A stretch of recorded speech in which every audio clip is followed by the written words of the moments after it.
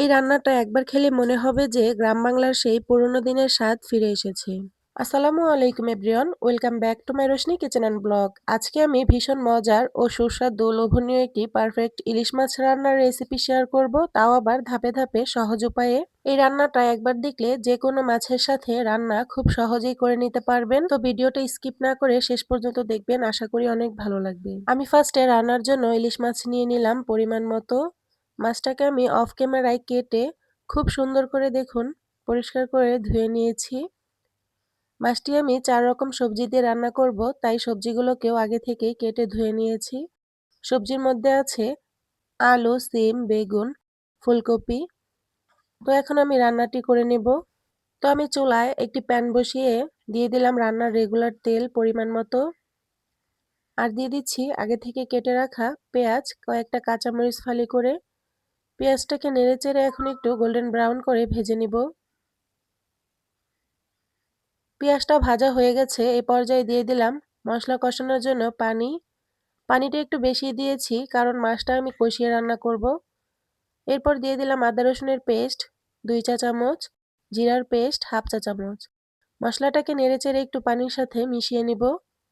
এরপর দিয়ে দিচ্ছি লবণ স্বাদ মতো 1/2 চা চামচ, হলুদের গুঁড়ো 1/2 চা চামচ, লাল মরিচের গুঁড়ো 1 চা চামচ, ধনিয়া গুঁড়ো 1 চা চামচ আর জিরে গুঁড়ো 1/2 চা চামচ।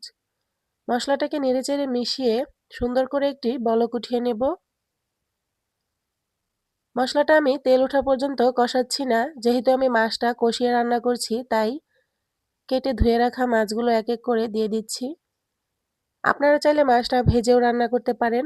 আজ আমি কষিয়ে এই মাছটা রান্না করে দেখাবো। তো মাছে 2টা ডিম আছে, ডিমটাও আমি দিয়ে দিলাম সাইডে। এখন আমি খুন্তির সাহায্যে মাছটাকে মশলার পানির সাথে একটু নেড়েচেড়ে উল্টিয়ে পাল্টিয়ে দিচ্ছি। এতে করে খুব সুন্দর করে মশলাটা ঢুকে যাবে। এই তো একটু নেড়েচেড়ে মাছটাকে আমি খুব সুন্দর করে কষিয়ে নিচ্ছি এপাশ ওপাশ। এই পর্যায়ে মাছগুলো কষানো হয়ে গেল, তাই একটি প্লেটে উঠিয়ে নিচ্ছি এক এক করে।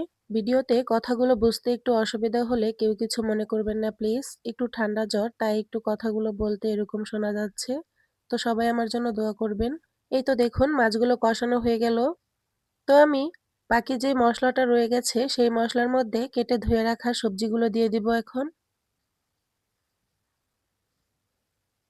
সবগুলো সবজি দিয়ে দিলাম। এখন একটু নেড়েচেড়ে মশলার সাথে মিশিয়ে নিচ্ছি। এরপর ঢাকনা দিয়ে ঢেকে খুব সুন্দর করে কষিয়ে নেব। এ পর্যায়ে ঢাকনাটা তুলে নিচ্ছি। দেখুন খুব সুন্দর করে কিন্তু সবজিটা কষিয়ে নিলাম। আমি এর মাঝখানে 2 থেকে 3 বার নেড়েচেড়ে সবজিটাকে কষিয়ে নিলাম। ভিডিওটা বড় হয়ে যাবে, তাই আর দেখালাম না। এ পর্যায়ে ঝোলের জন্য পরিমাণ মতো পানি দিয়ে একটু নেড়েচেড়ে মিশিয়ে নিলাম। এখন যেই মাছটা কষিয়ে রেখেছিলাম সেই মাছটা ঢেলে দিচ্ছি। প্লেটটা ধুয়ে একটু পানি দিয়ে দিলাম।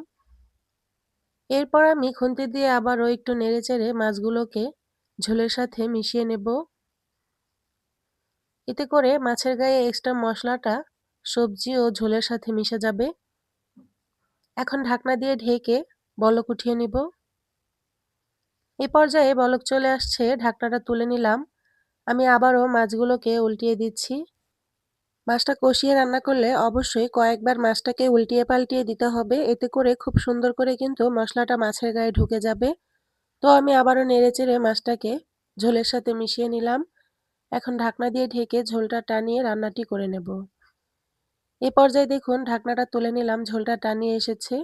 দিয়ে দিলাম সামান্য পরিমাণ ধনিয়া পাতা কুচি।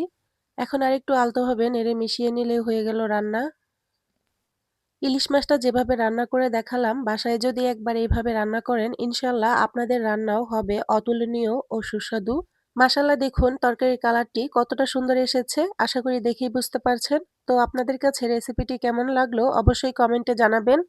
ভিডিওটি শুরু থেকে শেষ পর্যন্ত দেখার জন্য আপনাকে অসংখ্য ধন্যবাদ। প্লিজ লাইক দিতে ভুলবেন না, চ্যানেলটি সাবস্ক্রাইব করে ভিডিওটি শেয়ার করে পাশেই থাকবেন। আজকের মতো এখানেই বিদায় নিচ্ছি। আল্লাহর রহমতে সবাই সুস্থ ও ভালো থাকুন। আল্লাহ হাফেজ।